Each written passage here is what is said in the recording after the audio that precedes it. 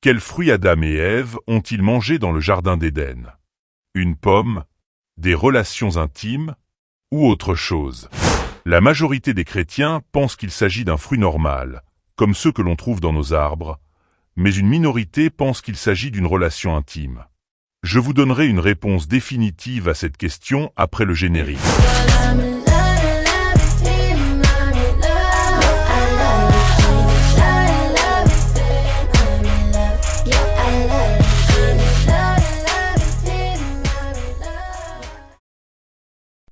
Il est évident que ce fruit ne peut pas être une pomme, car il n'y a qu'un seul arbre de la connaissance du bien et du mal, alors que nous avons des hectares de pommiers dans ce monde.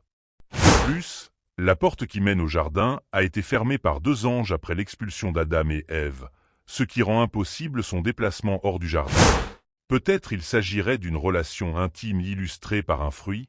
Absolument pas, car si tout enfant a les traits physiques de son père et de sa mère, mais Caïn, qui est appelé fils du diable, ne ressemblait pas physiquement au serpent, ni de près, ni de loin.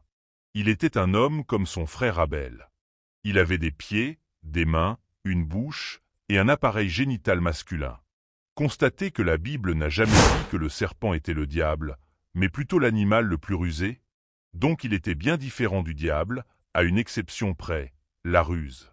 Un caractère qui a été aussi visible chez Caïn au moment de tuer son frère. Pour ceux qui pensent que l'arbre de la connaissance du bien et du mal est Lucifer, comment expliquez-vous que c'est Dieu qui l'a lui-même planté en Éden? Dieu serait-il quelqu'un qui tente les autres? Non.